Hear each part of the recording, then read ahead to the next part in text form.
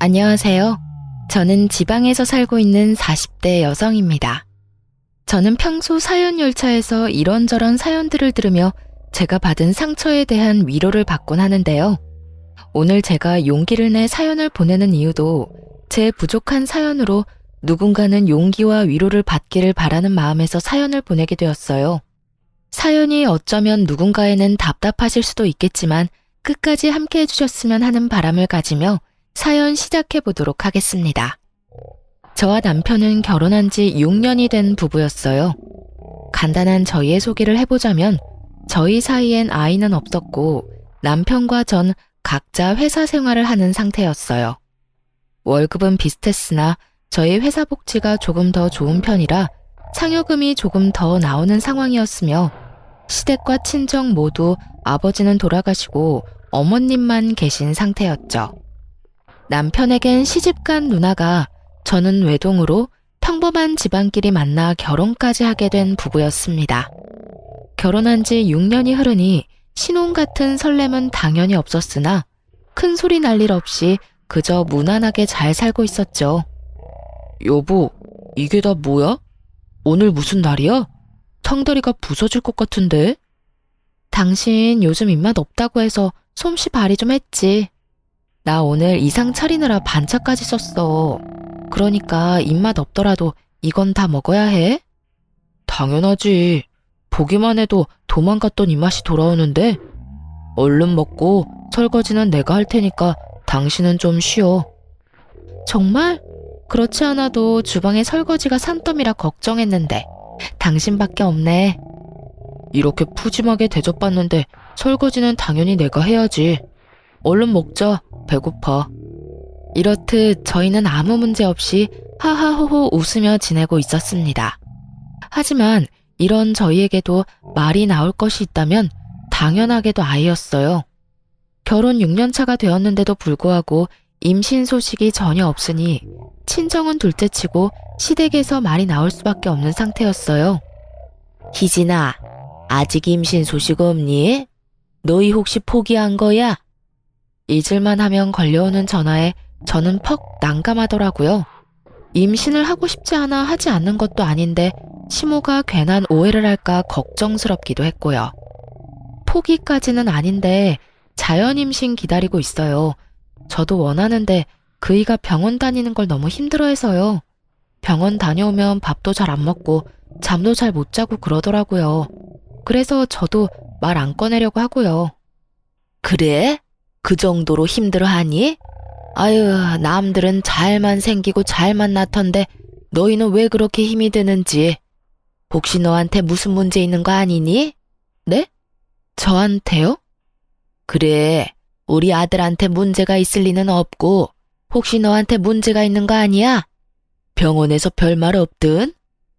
네, 검사 다 해봤는데 저 나이에 비해 자국 나이도 젊고 아직 건강하다고 했었어요. 아무리 건강해도 이러는 경우도 있다고 하더라고요. 그래? 하여튼 얼른 임신이 돼야 할 텐데. 내가 너희 생각만 하면 걱정이야. 때론 상처되는 말도 하긴 했지만 대부분은 좋게 걱정스러운 투로 이야기해줬던 터라 저는 대부분 웃으며 이 말들을 넘겼지만 남편은 그렇지 않았어요. 여보, 미안해. 괜히 나 때문인 것 같아서 미안. 미안하긴 됐어. 그게 당신 잘못도 아니고. 이렇게 매번 나한테 미안하다고 할 거야? 평생? 평생 해도 모자라지. 나 때문에 우리 임신 불가능한 거잖아. 맞아요. 사실 제가 임신이 안 되던 이유는 바로 남편 때문이었어요. 남편은 정자수가 거의 없는 무정자증이었어요. 당시 임신이 되지 않아 고민하던 저희는 병원에 가게 되었고 이런 사실을 알게 되었던 것입니다. 이 사실을 알게 된다면 부모님이 속상해하실 것이 분명해 양가에는 비밀로 하고 그저 기다리고 있다고 답하기로 한 것이었죠. 그래도 미안해하지 마. 나는 오히려 잘 됐다고 생각해. 우리 둘이 더 행복하게 여유롭게 살면 돼. 그러니까 이제 미안하다는 그 말 좀 그만해. 그래, 내가 당신한테 정말 잘하고 살게. 당신이 원하는 건 뭐든 다 해주면서 당신 웃고만 살게 해줄게. 그래, 그 약속은 꼭 지켜. 알겠지? 그럼, 나 믿어. 내가 꼭 그렇게 해줄게. 남편은 이렇듯 저에게 늘 미안해하면서도 제 행복을 위해 최선을 다하겠다고 했고, 전 그런 남편을 보며 이런 스트레스쯤은 웃으며 넘길 수 있다고 생각했죠. 그만큼 전 7년이 지난 세월이 무색할 만큼 남편을 사랑했고, 제가 희생하고 견디는 만큼 남편 역시 저를 위해 많은 것을 희생하고 견디고 있다고 생각했어요. 그것이 다 착각인 줄도 모르고요. 하여튼 그때 그 당시엔 전 무엇이든 좋게 생각하려고 했고, 그렇기에 저희는 큰 소리 날 일 없는 가정에서 지내고 있었어요. 그러던 어느 날 엄마에게서 울면서 전화가 왔더라고요. 희진아, 나 어떻게 하니? 나 현관 비밀번호가 생각이 안 난다? 아무리 생각해도 도무지 기억나지가 않아. 엄마의 말을 듣는 순간 이게 무슨 일인가 싶더라고요. 정확히는 모르지만 제가 알기론 치매 전조 증상과 너무나도 비슷한 엄마의 상태에 놀라 손까지 덜덜 떨려왔어요. 하지만 내색은 할 수 없었기에 전 최대한 태연한 척 엄마를 안심시키며 비밀번호를 알려드렸죠. 뭐? 비밀번호가? 엄마 현관 비밀번호 12346이잖아. 일단 비밀번호 누르고 집으로 들어가. 들어가서 물부터 한 잔 먹자, 응? 그래, 알겠어. 엄마, 전화 끊지 말고 일단 지금 집으로 들어가 봐. 울지도 말고. 그럴 수도 있어. 그러니까 진정 좀 하자, 응? 바쁘고 정신없다 보면 비밀번호 생각 안 날 수도 있지. 나도 휴대전화 손에 쥐고 어디 있냐고 찾아다닌 적이 한두 번이 아니야. 저번에도 이런 적이 있어서 늘 메모해서 다니는데 메모한 종이가 어디 있는지도 생각이 안 나는 거야. 아니, 순간적이지만 메모한 종이가 있다는 사실도 잊었던 것 같아. 엄마 진짜 어떻게 하니? 엄마 무서워. 엄마, 일단 진정하고 내일 병원에 가보자. 별거 아닐 거야. 알겠지? 일단 진정하고 집에서 좀 자.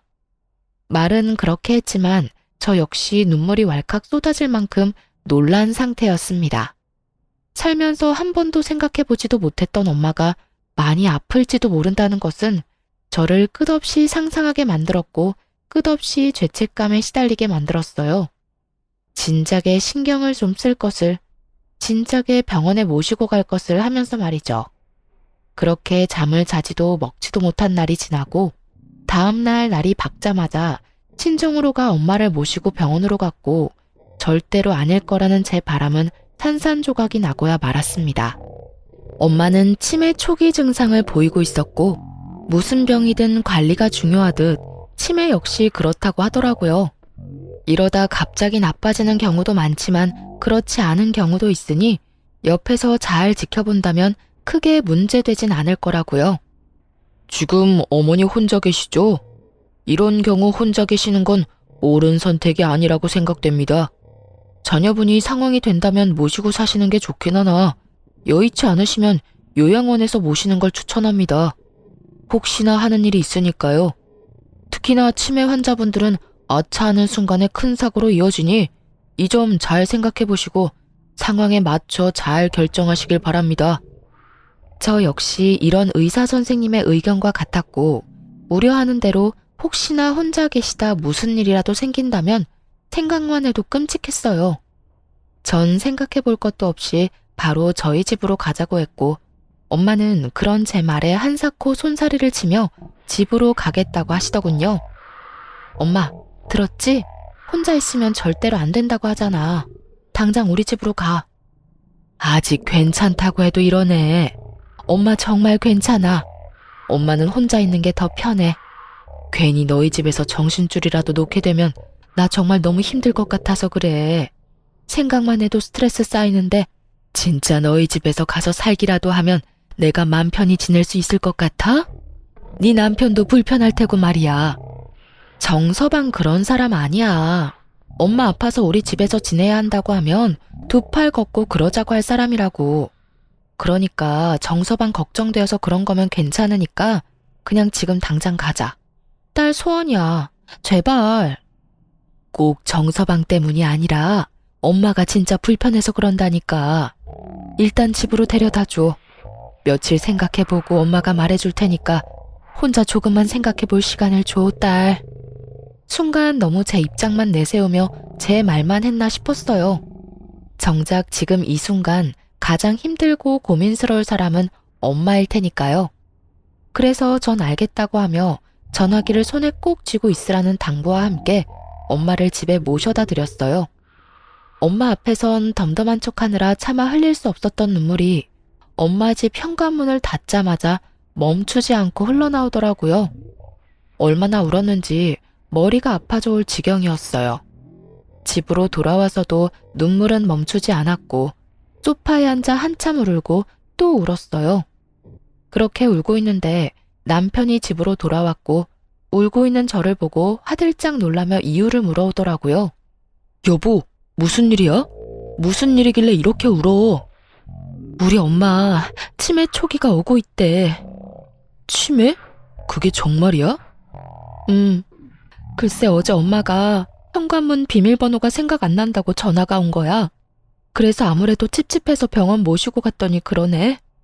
관리를 잘해주면 괜찮을 거라는데 아무리 그래도 치매가 얼마나 무서운 병인지 당신도 알 거 아니야. 아무래도 집에 혼자 계시는 건 말도 안 되지 않을까? 그렇지. 치매이신데 어떻게 혼자 계셔. 그건 절대로 안 되지. 내심 남편의 말을 들으며 나와 생각이 같구나 싶어 안도했는데 남편의 입에선 예상치도 못했던 말이 나오고 있더라고요. 요양병원 알아봐야겠네. 아무래도 왔다 갔다 하려면 우리 집에서 가까운 곳이 좋겠지? 내가 알아볼 테니까 당신은 장모님이나 신경 써줘. 장모님 많이 놀라셨을 텐데. 어쩌면 저리도 다정한 말투와 다정한 목소리로 당연하다는 듯 요양원을 말할 수가 있는지 섭섭하면서도 당황스럽더라고요. 전 당연하게 말하고 있는 남편을 바라보며 요양원은 생각해보지도 않았다는 제 의견을 말했습니다. 여보, 나 요양원은 생각도 안 했어. 난 당연히 집에 모시고 오려고 했지. 당신도 당연히 그렇게 해줄 거라 생각했고. 어? 우리 집? 우리 집.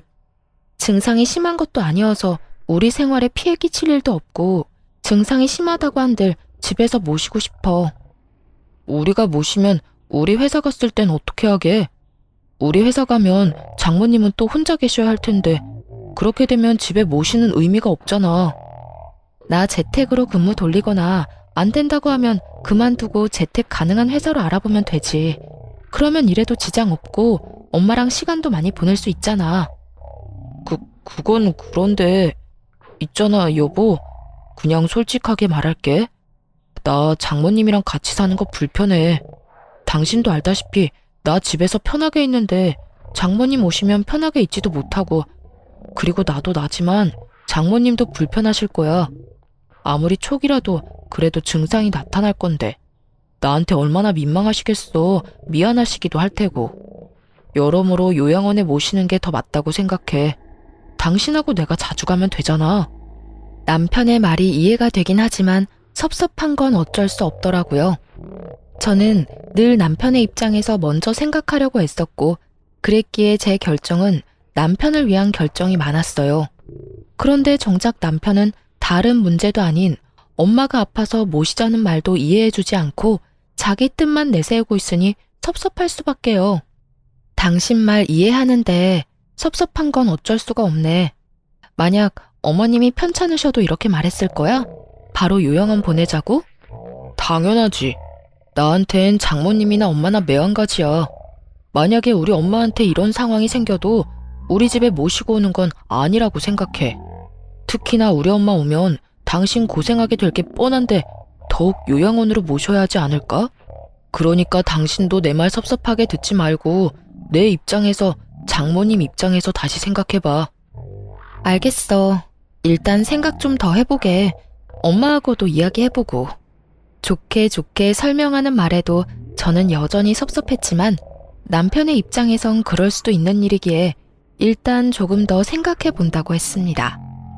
그리고 다음날 친정으로 가 엄마와 이야기를 나누니 엄마는 요양원으로 가고 싶다고 하시더군요. 딸에게 부담이 되기 싫기도 하고 요즘 좋은 요양원은 지내기도 편하고 마음도 편할 거라면서요. 그게 무슨 말이야? 요양원으로 간다니. 말 그대로야. 난 이 집에서 혼자 지내고 싶은데 내가 혼자 있으면 네 맘도 편치 않을 거 아니니. 그러니까 내가 요양원으로 간다고. 알아보니까 요즘 요양원 좋다고 하더라. 그러니 너도 내 걱정 말고 마음 편히 먹고 지내.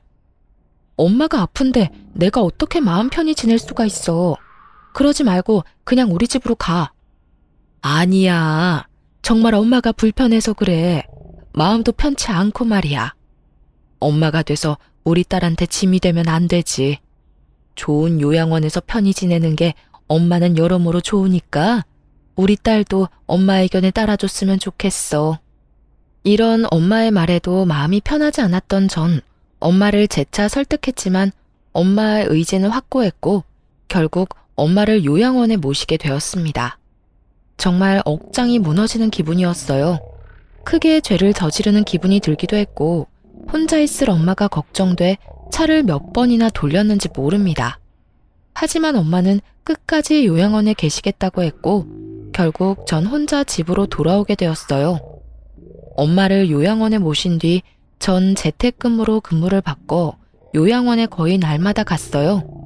노트북을 챙겨가 엄마와 시간을 보내며 일을 했고 아무래도 딸이 옆에 있어서 그런지 엄마의 증상도 크게 나빠지지 않고 엄마도 심적으로 많이 안심하시는 게 눈에 보이더라고요. 그렇게 잠만 따로 자는 것과 다름이 없는 생활이 이어지던 어느 날 남편에게 전화가 왔더라고요. 시모가 크게 다치셨다는 소식이었어요. 여보, 엄마가 계단에서 미끄러지면서 발목을 크게 다쳤나 봐. 지금 병원이라는데 수술까지 하셔야 한대. 나 지금 병원 가면 늦지 싶어. 기다리지 말라고 전화했어. 병원 어딘데? 나도 가봐야지. 아니야, 당신은 집에서 기다려. 우르르 가도 한 명만 병원에 있을 수 있대. 아, 알겠어. 그렇게 저는 집에서 남편의 연락을 기다렸고 시모의 수술은 무사히 끝이 났다고 하더라고요. 그렇지 않아도 젊은 시절 재봉틀을 오래 했던 시모는 발목이 자주 붓곤 했는데 계단에서 미끄러지며 하필 그곳을 접질리며 크게 다친 것이었어요. 나이도 있으시니 걱정했는데 다행히 경과도 좋았고 절뚝이시긴 하지만 혼자 걸어 다니실 만큼 회복 역시 빠르셔 크게 걱정할 건 없는 상태였어요. 병원에서도 걱정할 필요 없다는 말까지 했고요. 하지만 남편의 생각은 의사 선생님과 많이 달라 보이더군요. 여보, 나 아무래도 안 되겠어. 엄마, 우리 집에서 모시자. 이게 무슨 말도 안 되는 소리인가 싶었어요. 시모가 휠체어를 타는 것도 아니고 목발질을 하는 것도 아니었고요. 멀쩡히 두 발로 잘만 걸어 다니는데 뭐가 걱정이라고 모시기까지 해야 하는지 이해가 되지 않았어요. 물론 친정엄마는 그렇게 안 된다고 하더니 라는 생각이 나지 않았다면 거짓말이겠지만 그거와는 별개로 전혀 이해가 되지 않는 상황인 건 분명했어요. 그게 무슨 말이야? 어머님을 모시자고? 왜? 왜라니? 당신은 우리 엄마 걱정 안 돼? 나이도 많은 엄마가 수술까지 받고 혼자 생활하는데 걱정되는 게 당연하잖아. 혹시나 불편한 다리 때문에 화장실에서 미끄러지기라도 하면 어떻게 해? 난 상상만 해도 끔찍한데 당신은 그런 걱정은 전혀 안 했나 보다. 남편 역시 제 말에 서운한 듯 입을 삐죽 내밀고 툴툴거리며 저에게 말하더군요.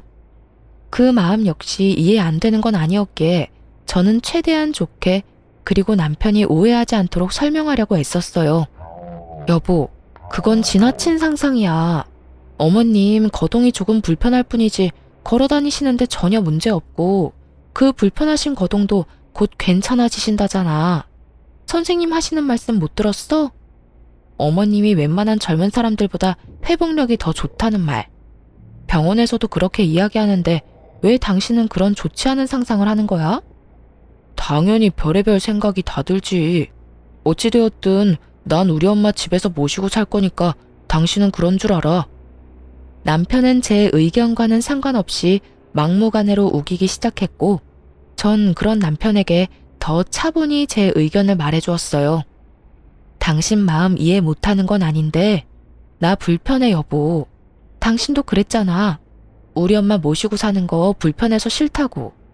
나 역시 같은 마음이야. 백년 손님인 당신도 불편한 마당에 나는 오죽하겠어? 어머님이 아무리 좋으신 분이라도 시어머니는 시어머니고 나는 불편할 수밖에 없지 않을까? 그러니까 당신이 섭섭하더라도 이번엔 양보 좀 해줘. 최대한 좋게 말한다고 했는데 남편은 생각보다 많이 섭섭해 하더라고요. 아니, 화난 모습에 가까웠어요. 당신 진짜 너무한다. 지금 내가 장모님은 요양원 보내고 우리 엄마는 모시자고 했다고 이러는 거야? 그래서 이 심각한 상황에 대해선 제대로 생각해보지도 않고 무조건 안 된다고 하는 건 아니냐고. 그런 뜻이 아니잖아. 왜 그런 식으로 받아들이는 건지 모르겠는데 난 정말 그저 불편하다고 말하는 것뿐이야. 당신도 그러하듯 나 역시 불편하다고 말하는 것뿐이라고. 그리고 심각하긴 뭐가 심각하다는 거야? 다 심각하지 않다고 경과 좋다고 하는데 당신만 심각해, 당신만. 무조건 덮어놓고 마음대로 생각하는 사람은 내가 아니라 당신이라고. 좋게 이야기하던 저 역시 화가 나버렸고 결국 다툼이 시작되고야 말았습니다. 남편은 남편대로 말하기 시작했고 저 역시 그런 남편을 이해시키는 것을 포기해버린 것이었죠. 그렇게 저희는 긴 시간 동안 말다툼했고 그 과정에서 남편에게 섭섭한 마음이 생기는 것은 어쩔 수 없는 일이었어요. 저는 남편이 무정자증이라는 사실도 그 사실을 숨김으로 인해서 제가 겪어야 했던 그 모든 상황도 심지어는 치매 증상을 보이는 우리 엄마를 불편하다는 이유로 요양원에 모시자고 한 남편도 다 이해하고 품으려고 노력했어요. 그런데 남편은 그저 본인 입장만 내세우고 저의 기분, 저의 입장에 대해선 전혀 이해조차 하지 않으려는 남편의 모습에 실망감이 생길 수밖에 없었죠. 하물며 집에서 모시며 보살핌이 필요한 사람은 엄마인데도 불구하고 무조건적으로 우겨대는 남편을 보며 정말 내가 알던 남편이 맞나 하는 생각이 들 정도로 실망스러웠어요. 넌 무조건 엄마 모시고 올 거니까 그런 줄 알아. 그런 식으로 우긴다고 해결될 문제 아닌 건 잘 알고 있지? 난 불편해서 싫다고 했으니까 당신이나 내 말 잘 기억해. 이렇게 남편은 끝까지 시모를 모시고 오겠다고 우겼고 전 끝까지 안 된다고 하며 정해진 결과 없이 대화를 마무리하게 되었습니다. 그날 이후 저희의 사이엔 대화가 줄어든 것은 물론이고 눈도 마주치지 않고 생활하게 되었어요. 말을 섞으면 다투게 되니 차라리 아무 말도 하지 않는 생활이 더 편한 지경이었죠. 그렇게 각자 알아서 생활하던 어느 날 남편에게서 문자가 왔더라고요. 오늘 우리 엄마 모시고 병원 다녀와. 다녀올 수 있겠냐도 아니고 다녀오라니. 낮엔 항상 엄마 요양원에서 시간을 보낸다는 걸 누구보다도 잘 아는 남편이 부탁하는 것도 아닌 명령조로 저런 말을 하니 참 기가 막히더라고요. 하지만 아무리 남편의 행동이 밉다고 하더라도 시모를 혼자 병원에 보내는 것은 아니라고 생각했어요. 그래서 전 시모를 모시고 병원에 갔고 진료가 끝나는 대로 시모를 다시 집으로 모셔다 드린 후 엄마가 계신 요양병원에 가 시간을 보냈습니다. 전 여의치않은 제 상황에서도 나름대로 최선을 다했다고 생각했는데 남편은 그렇게 생각하지 않은 모양이었어요. 집으로 돌아가니 저를 본 남편이 다짜고짜 화를 내기 시작했어요. 당신 진짜 해도 너무한다. 내가 뭘? 나 오늘 어머님 병원도 같이 갔고 진료 끝나고 집에 모셔다 드리기까지 했어. 우리 엄마 병원에 얼굴 한번 비춘 적 없는 당신이랑은 달리 난 내가 할 도리는 다 했는데 이런 내가 뭐가 그렇게 너무한다는 거야? 병원만 다녀오면 다야. 우리 엄마 다리도 불편한데 같이 집에 들어가서 밥도 좀 차려주고 시간도 보내다 왔으면 좋았잖아. 어떻게 당신은 당신 엄마만 생각해? 우리 엄마 생각은 전혀 하지도 않는 거야? 당신이 집에 모셔다만 주고 쌩하니 가버리면 우리 엄마가 얼마나 서운해할지 그런 생각은 전혀 안 해봤지? 저에게 노발대발 화를 내는 이유가 여러분은 이해가 되시나요? 전 아무리 곱씹어봐도 제게 화를 낼 것이 아니라 저에게 고맙다 해야 할 상황이라는 생각만 들었어요. 내가 진짜 궁금해서 묻는 건데 당신은 양심이란 게 없어? 어떻게 나한테 그런 이유로 화를 낼 수가 있는지 난 도무지 이해가 안 된다. 나 낮엔 엄마 병원 가서 시간 보내는 거 뻔히 아는 사람이 그런 이기적인 요구하는 것도 모자라 뭐? 왜 어머님이랑 시간을 안 보냈냐고? 왜 어머님 밥은 안 챙겨줬냐고? 그렇게 걱정이면 당신이 회사 빠지고 챙기지 그랬어. 남편에 대한 실망은 점점 분노로 바뀌었고 남편 역시 제 말에 화가 많이 난 듯 기어코 해선 안 되는 말을 하고야 말더군요. 그놈의 장모님, 요양원. 당신 머릿속엔 그 두 가지뿐이지. 그리고 내가 말이 나왔으니까 하는 말인데 그까짓 요양원 하루 안 간다고 장모님이 당장 어떻게 된대? 그것도 아닌데 왜 이 유난을 떠냐고. 앞으로는 요양원에 가지 말고 우리 엄마나 잘 챙겨. 매일 가서 우리 엄마 식사도 좀 챙겨드리고 말동무도 해드리란 말이야. 살면서 처음이었어요. 그렇게까지 화가 난 적은요. 저는 남편의 말에 머리 끝까지 화가 났고 화가 난 만큼 언성은 높아져 갔습니다. 말 다 했어? 지금 그걸 말이라고 해? 하루 안 간다고 어떻게 되지 않는다고? 그건 당신 엄마한테도 해당하는 말 아니야? 내가 하루 밥 같이 안 먹어줬다고 당신 엄마 어떻게 안 됐잖아. 그리고 당신 엄마는 당신이 챙겨. 내가 왜 아픈 우리 엄마 두고 멀쩡한 당신 엄마를 챙겨야 해? 내가 말했지. 장모님이랑 우리 엄마는 경우가 다르다고 말이야. 당신 엄마는 치매니까 당연히 요양원이 맞지만 우리 엄마는 그저 다리가 불편한 거니 당연히 우리 집에서 모셔야지. 말이 이상하다고 생각하지 않아? 당연히 주변 도움이 간절한 우리 엄마를 집에서 모시고 발만 조금 불편한 어머님은 혼자 계셔도 되는 거잖아. 당신 진짜 이렇게 이기적인 사람이었어? 이렇게 말이 안 통하는 사람이었냐고. 나야말로 하고 싶은 말이야. 당신 왜 이렇게 말이 안 통해? 아, 됐다. 그냥 당신 엄마는 당신이 챙겨. 우리 엄마는 내가 챙길 테니까. 더는 나한테 당신 엄마 떠넘기지 말란 말이야. 이젠 당신이 어떤 말을 해도 당신 집엔 신경 안 쓸 테니까 그런 줄 알아. 그 순간 화가 많이 난 남편은 급기야 손을 올렸고 둔탁한 소리와 함께 제 고개는 돌아가 버렸어요. 멍하더군요. 이게 무슨 일일까 싶기도 했고요. 하지만 그것도 잠시 저 역시 남편에게 받은 그대로 돌려줘 버렸고 저보다 더 충격에 빠진 남편이 뺨을 어루만지며 저를 바라보더군요. 뭘 봐? 너는 되고 나는 안 돼? 네가 화내면 나도 화낼 수 있고 네가 때리면 나도 때릴 수 있어. 어떻게 네가 감히 나한테 이딴 짓을 할 수가 있어? 내가 뭘 그렇게 잘못했다고.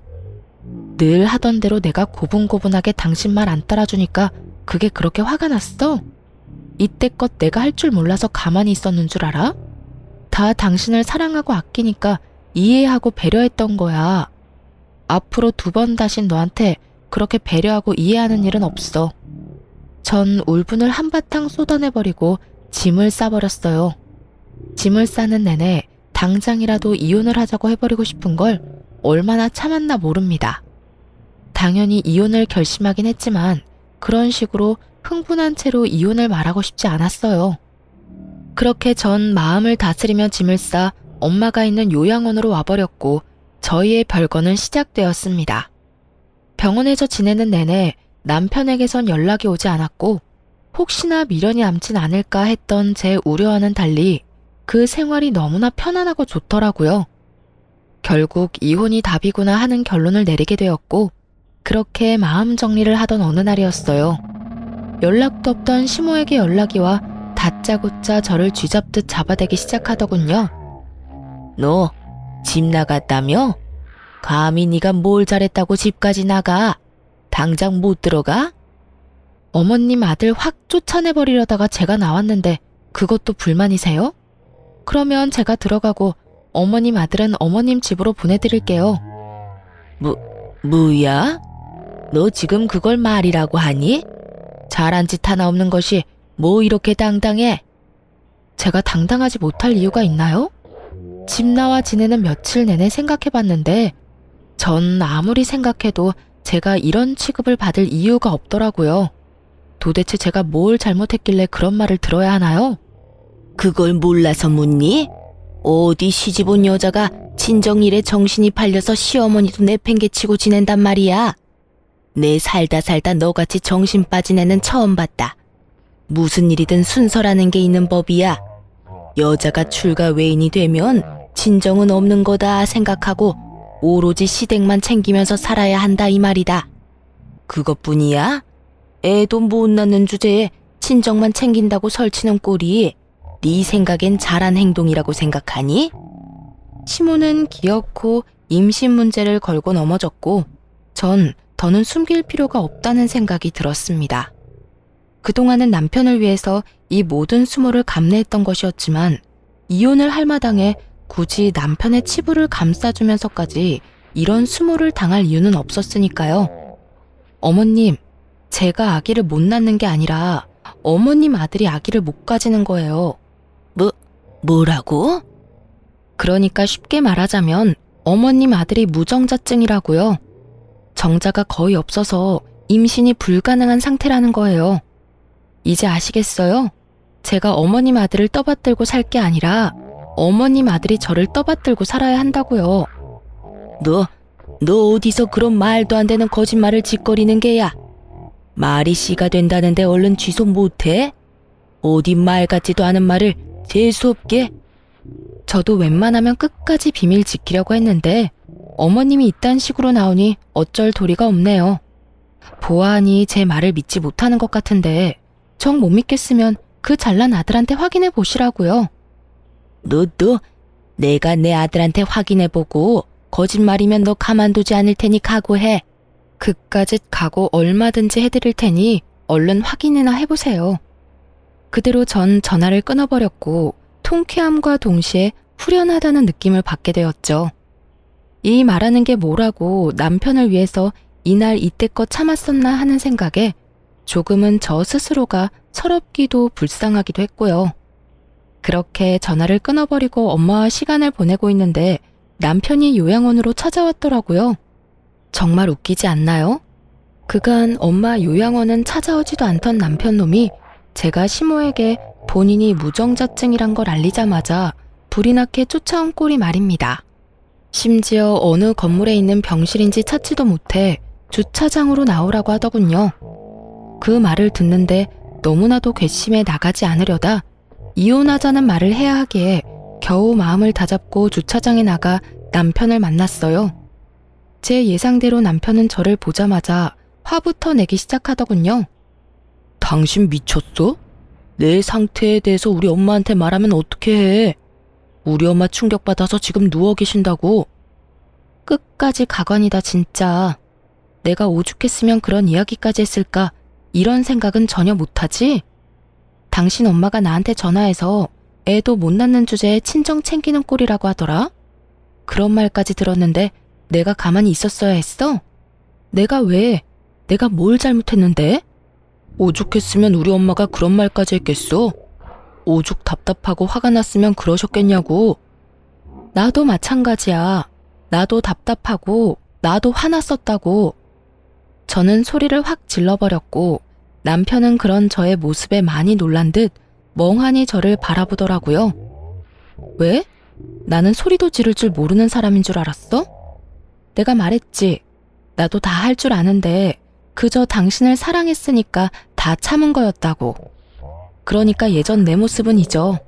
나 앞으로 그렇게 살진 않을 예정이니까 말이야. 남편은 그저 멍하니 저를 보다 한숨을 쉬더라고요. 그러곤 이런 말을 짓거리기 시작했어요. 알겠어. 이 정도 했으면 나도 다 알았고 당신도 충분히 선 넘고 있으니까 서로 이 정도까지만 하자. 뭐? 이 정도까지만 하고 집으로 돌아오라고. 그리고 내일부터 우리 엄마 병원도 좀 모시고 다니고 당신이 한 짓이 있는데 그 정도는 해야 우리 엄마 화가 좀 풀리지 않겠어? 남편은 착각을 아주 크게 하고 있었고 그런 남편을 보는데 웃음이 다 나더라고요. 내가 미쳤어? 이혼할 마당에 내가 왜 당신 엄마 데리고 병원에 가야 해? 정신 차려. 내가 지금 당신한테 앙탈이나 부리자고 이러고 있는 것 같아? 아무리 자기중심적으로 살았다고 한들 한 입을 덮고 산 세월이 얼만데 날 몰라도 이렇게까지 모를 수가 있어? 이혼? 지금 이혼이라고 그랬어? 무슨 이딴 일로 이혼까지 말하고 그래. 지금 나 겁주는 거야? 그런 거지? 당신 참 귀엽다. 할 게 없어서 이혼으로 사람 겁을 주냐? 이딴 일이라고 하더군요. 저는 100만 번은 더 고민하고 내린 결정인데 남편은 단 한 번도 생각해보지도 않았다는 듯 이딴 일이라고 말이죠. 그제야 좀 더 명확해진 것 같았어요. 남편은 이번에도 제가 정도껏 하다가 남편이 데리고 들어가면 하는 수 없이 남편의 말을 따를 거라 믿어 의심치 않았다는 것을요. 전 그저 남편에게 그렇게 쉬운 여자였다는 사실을 말이죠. 남편은 저를 보며 비웃음을 지어 보이고 있었고 전 그런 남편에게 확실히 말해주기로 했습니다. 저의 확고한 의지를요. 지금 웃을 때가 아닐 텐데? 나 겁주는 게 아니라 진심이야. 그러니까 당장 우리 엄마 집에서 좀 나가줄래? 나 이혼하면 바로 그 집 세주고 엄마랑 같이 살 거거든.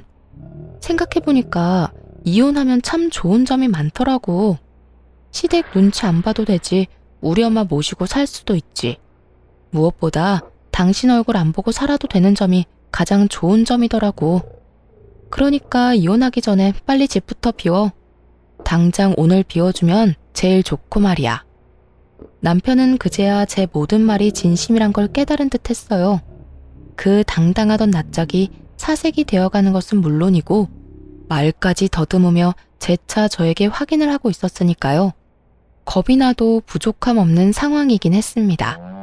저희가 결혼할 당시 남편과 저는 모은 돈이 없었고 하는 수 없이 엄마가 가지고 있는 아파트에서 전세로 들어가서 살게 된 것이었어요.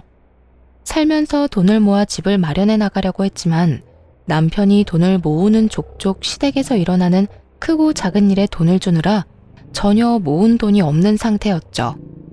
돈 관리를 따로 했던 터라 저에게 큰 피해는 없었지만 남편은 빈털털이나 마찬가지인 상황이었으니 저리 사색이 되는 것도 어찌 보면 당연한 일이었어요. 그 말이 무슨 말이야? 진심이라니? 집을 비우라니? 당신 진짜 나하고 이혼할 거야? 이까짓 일로 이혼까지 한다고? 그까짓 일이라고 좀 하지 마. 나한테는 고작 그까짓 일이 아니거든? 치매 환자인 우리 엄마 돌볼 생각도 하지 말라는 순간부터 당신한테 오만정이 떨어졌었어. 그리고 집 나오는 순간부터 이혼해야겠다고 결심한 상태였고 결심은 했지만 확신은 못한 상태였는데 오늘 어머님이나 당신 하는 꼴을 보니까 결심이 섰어. 그러니까 그냥 이혼해. 더는 질질 끌 필요 없이 될 수 있으면 빨리 해. 남편은 상황이 심각하다는 걸 확실히 깨달은 듯했고 그제야 저를 달래기 위해 갖은 애를 쓰기 시작했어요. 여보, 그게 무슨 말이야? 우리가 어떻게 이혼해? 말이나 된다고 생각해? 절대 안 돼. 내가 앞으로 당신이 장모님을 돌보든 말든 아무 상관도 하지 않을게. 우리 엄마 모시라는 말도 더는 하지 않을 거고. 당신이 시키는 건 뭐든지 할게. 내가 다 잘못했어. 이제 와서 잘못했다고 빌면 뭐가 달라질 수 있다고 생각하는 것인지 참 애절한 척하며 매달리더군요. 제 마음에 와닿는 것은 아무것도 없는데 말입니다. 그만큼 제 결심은 확고했고 저는 저를 붙잡은 남편의 손을 뿌리치며 이렇게 말했습니다. 이거 놓고 이야기해. 아니, 이거 놓고 이제 그만 가. 나는 할 말 다 했고 더는 할 말도 없어. 당신이 뭐라고 하든 말든 난 이혼할 거고 내 결정이 번복되는 일은 절대로 없을 거야. 당신 기어코 나랑 이혼을 하겠다는 말이야? 나 없이 당신이 살 수 있다고? 아까 못 들었어? 나 당신 안 보고 살고 싶어서 이혼한다니까? 이혼의 가장 좋은 점이 당신 안 보고 살아도 되는 거라고 말했잖아. 다 진심이고 나 이제 당신 사랑 같은 거 안 해. 그러니까 가. 가서 짐 싸서 집도 좀 비워주고. 전 끝까지 매달리는 남편을 뒤로 한 채 병실로 돌아와 버렸어요. 병실로 돌아오는 내내 이런 생각이 들더라고요. 남편이 단 한 번만이라도 엄마가 계신 병원에 와서 시간을 보내주었더라면 제가 이렇게까지 확고하게 이혼을 결심할 수 있었을까 하는 생각 말이죠. 남편은 엄마가 입원해 계신 내내 단 한 번도 엄마를 보러 오지 않았고 하물며 전화 한 통을 한 적이 없었습니다. 바빠서 그런 것도 아니었어요. 주말엔 집에서 뒹굴뒹굴하기만 하면서도 끝까지 엄마 병원엔 코빼기도 보이지 않았던 것이었죠. 그러면서도 시댁엔 돈과 시간을 아끼지 않았고 시모가 그런 상황이 되니 주저하지 않고 막무가내로 모시겠다고 우기는 남편의 모습에서 더는 나 역시 노력할 필요도 함께 살 필요도 없다는 걸 깨달았던 것이었어요. 할 만큼 하면 미련도 없다고들 하더군요. 저 역시 그런 상태였고 그랬기에 이혼을 준비하는 내내 눈물 한 방울 나지 않았어요. 그저 하루라도 빨리 이혼했으면 했고 얼른 마음 편히 제 삶을, 제 생활을 찾고 싶었어요. 남편은 끝까지 이혼을 반대했지만 그런 남편과는 상관없이 이혼은 진행되었고 재산 분할부터 시작해서 모든 것이 저에게 유리하게 끝이 났어요. 물론 위자료도 받게 되었고 여러모로 저에게 손해될 거 하나 없는 이혼이었죠. 끝까지 모든 것을 인정할 수 없다는 전 남편은 이혼이 확정되고 나니 그때야 이혼을 받아들이는 듯 하더군요. 그날에서야 온 힘을 다해 울고불고 하며 매달렸으니까요. 여보, 나 당신 없이 못 살아. 정말이야. 당신은 나 없이 살 수 있을 것 같아? 내가 당신을 잘 아는데 당신 지금 화나서 이러는 거야. 당신 아직 날 사랑하는데 나한테 섭섭해서 이러는 거라고. 섭섭? 나 당신한테 섭섭한 감정 없는데? 그런 감정도 마음이 있어야 드는 거야. 난 지금 당신한테 아무 감정도 없어. 그리고 뭐? 사랑? 당신 눈엔 내가 당신을 아직까지 사랑하는 걸로 보여? 어떤 미친 여자가 화난다고 사랑하는 남자랑 이혼까지 하겠어. 심지어 엄마는 아파서 요양병원에 있는 마당에 말이야. 나 당신 사랑 안 해. 마음도 없어. 미련도 없고 말이야. 그러니까 당신도 받아들이고 단념해. 아니야, 아니라고. 당신이 그럴 리가 없잖아. 당신이 얼마나 날 사랑했는데 그까짓 일로 날 사랑하지 않을 수가 있냐고. 내가 그까짓 일이라고 하지 말랬지? 아직도 모르겠어? 당신은 그까짓 일이라고 하는 일이 나한텐 충분히 심한 일이었고 법원에서도 그건 아닌 일이라고 했어. 다 그까짓 일이 아니라고 하는데 왜 당신은 끝까지 그까짓 일이라고 하는데? 전 남편은 그저 눈만 껌뻑이며 저를 빤히 본다 싶더니 마땅히 할 말이 없었는지 방법을 바꿔 무릎을 꿇고 울고불고 하며 빌더라고요. 여보, 내가 다 잘못했어. 내가 이렇게 빌게. 나 당신 없이 못 살아. 당장 당신이랑 이혼하면 갈 곳도 없단 말이야.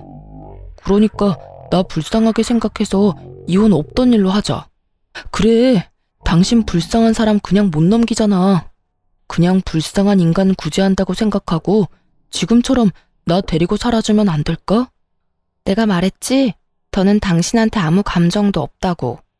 그 뜻은 당신이 이렇게 울고불고 매달려도 불쌍한 감정조차 들지 않는다는 말이야.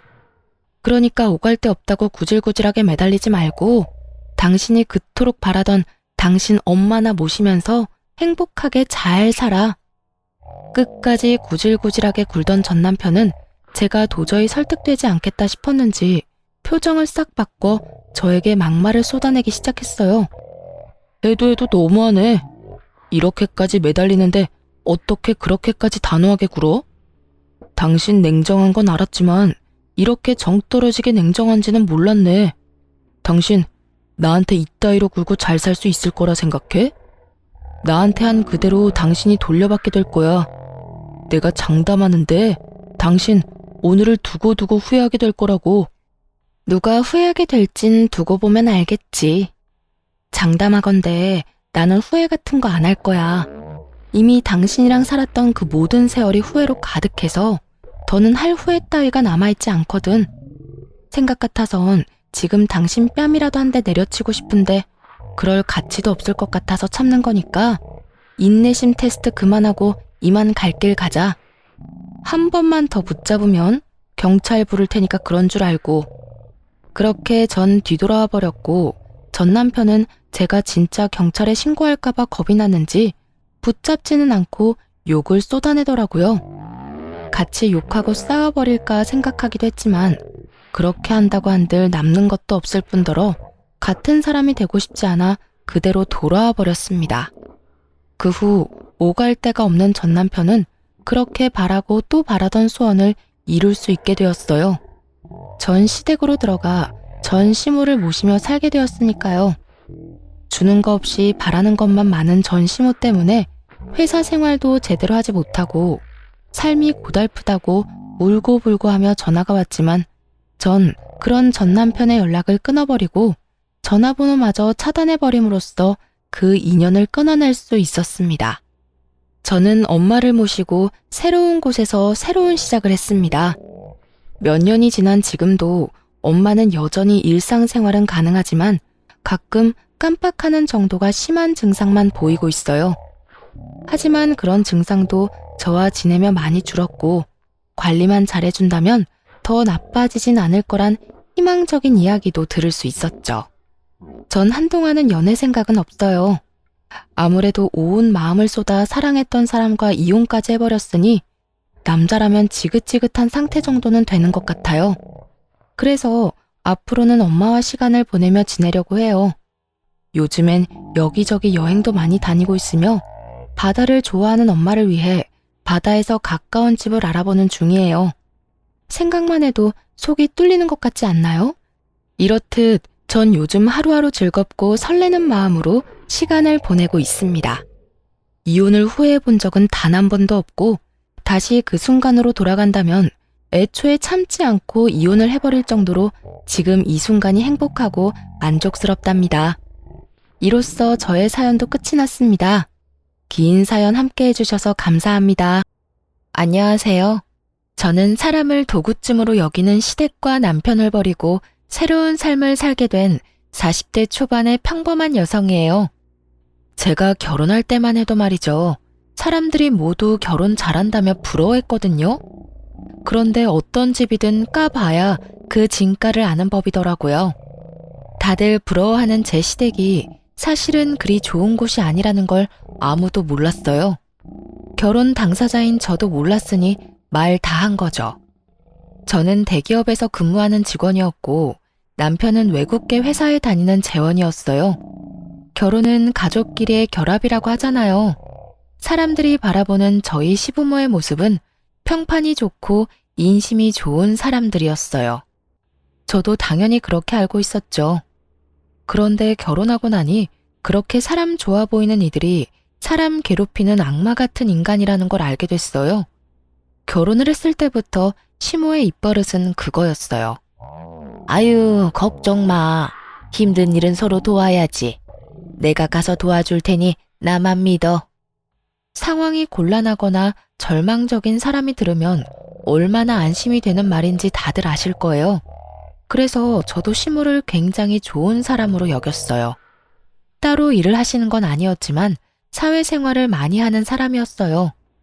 제일 많이 하는 일이 봉사활동이었고 그 다음은 사교 모임, 그리고 가끔 운동을 하는 모임까지.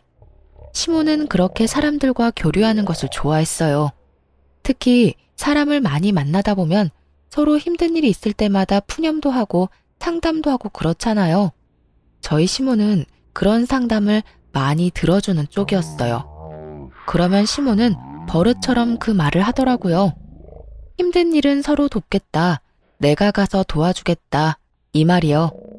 그리고 실제로도 주변 사람들에게 큰일이 생기거나 힘을 써야 할 일이 생기면 시모가 친구나 모임 사람들을 데리고 일을 도와주러 가기도 했어요. 결혼을 막 앞둔 며느리가 보기에 그런 시모가 얼마나 존경스러워 보였겠어요? 저도 그랬어요. 그래서 결혼을 할 때 사람들이 다들 그랬어요. 너 정말 시집 잘 가는 거야. 너희 시어머니가 얼마나 사람 좋은지, 봉사활동도 많이 하고 힘든 사람도 잘 돕고 말이지. 그런 분을 시어머니로 모실 수 있는 것도 너의 복이라면 복인 거야. 그래서 저도 복 받았다고 생각했어요. 결혼할 때까지만 해도요. 그런데 결혼 후 시모의 행동은 제가 생각하는 존경스러운 모습이 전혀 아니었어요. 제가 결혼을 하고 난 뒤에는 저를 노동력의 일환으로 생각하는 것 같았어요. 예, 이번 주 주말에 시간 되지? 이번에 고모네 잔치하는데 일할 사람이 없대. 네가 와서 좀 도와주면 좋겠어. 처음에는 이런 부탁이었어요.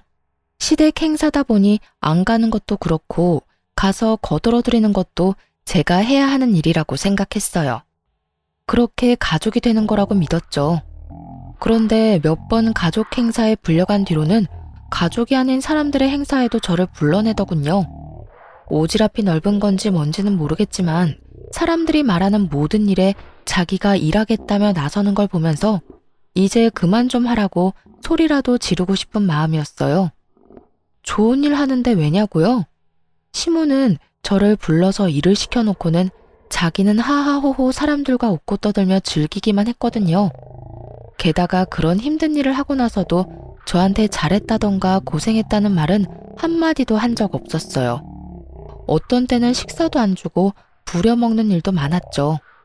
그래서 점점 시모의 부름에 거절하는 일이 많아졌어요. 다른 일정이 있어서 못 간다거나 갑작스레 일이 생겼다는 핑계를 댔죠. 그런데 남편이 제 스케줄을 알고 있으니 거짓말까지 하며 빼는 게 눈치가 보이더라고요. 그날도 그렇게 핑계를 대기 어려운 날이었어요. 시모가 전화가 왔더군요. 예, 너 이번 주말에 일 없다고 했지? 시간 좀 빼놔라. 아는 사람 집에 도배를 해야 하는데 도배할 사람이 없다잖니. 너랑 내가 가서 도와주고 오자고. 음식을 하거나 청소를 하는 게 아닌 너무도 전문적인 일에 저를 부르기에 저도 조심스레 한마디 했죠. 어머님, 도배는 저희가 가면 안 되는 거 아닐까요? 전문적인 기술이 필요한 일인데 저희가 갔다가 문제라도 생기면. 도배가 무슨 전문직이야? 그냥 붙이면 되는 일이지. 요즘에는 혼자서도 할 수 있도록 잘 나와. 그러니까 빠지지 말고 나와. 알았지?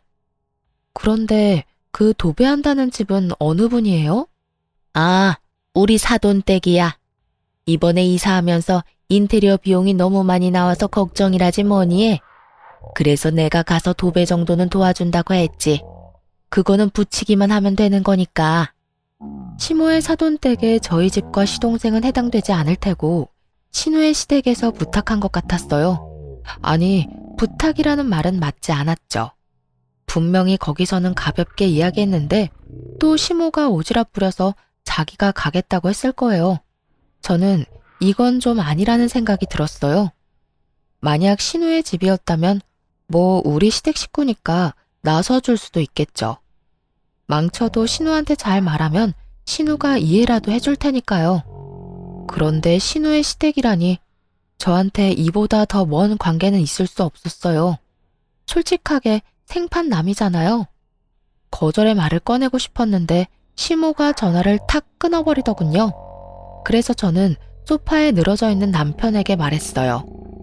여보, 어머님이 이제는 아가씨 시댁에 도배 장판하는 것까지 도와주러 오래. 이게 맞아? 아니, 사돈이면 뭐든 조심해야 할 건데 그런 전문적인 일에 우리 같은 문외한을 쓰면 분명 문제가 생길 거라고.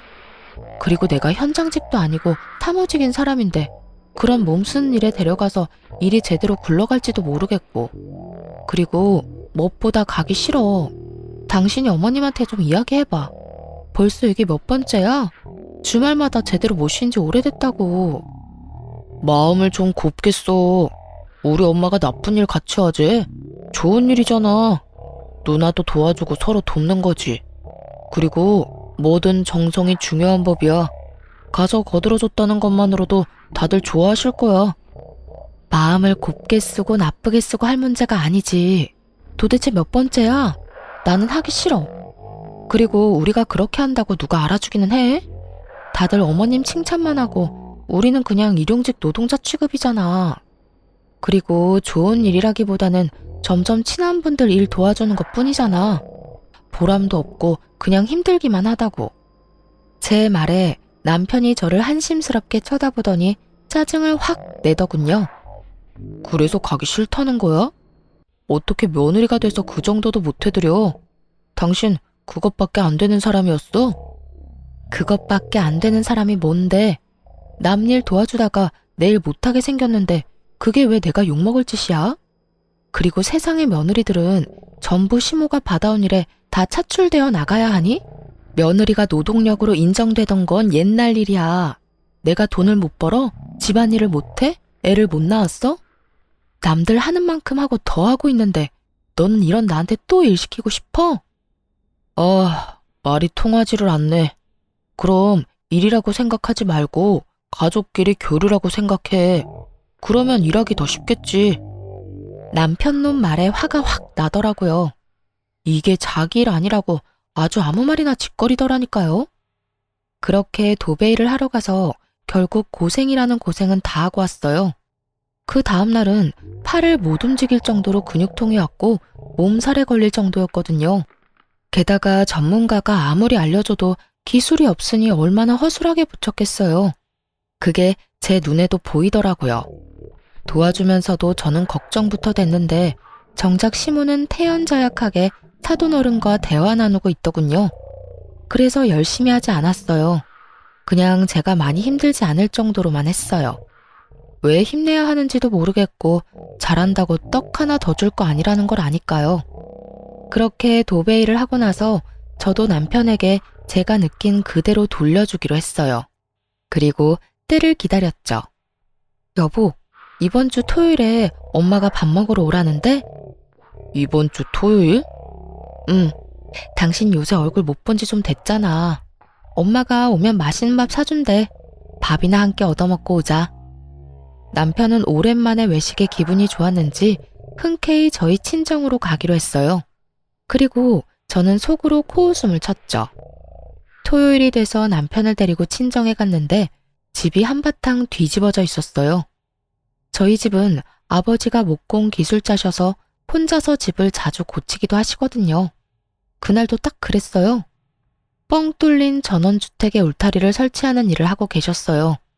다른 직원들은 쉬는 날이니 부를 수도 없고 아버지 혼자 힘들게 일을 하고 계셨거든요. 그 모습을 보며 제가 남편 옆구리를 쿡 찔렀어요. 뭐해? 가서 좀 도와드려. 어른이 혼자서 무거운 거 드는데 안 도와줄 거야?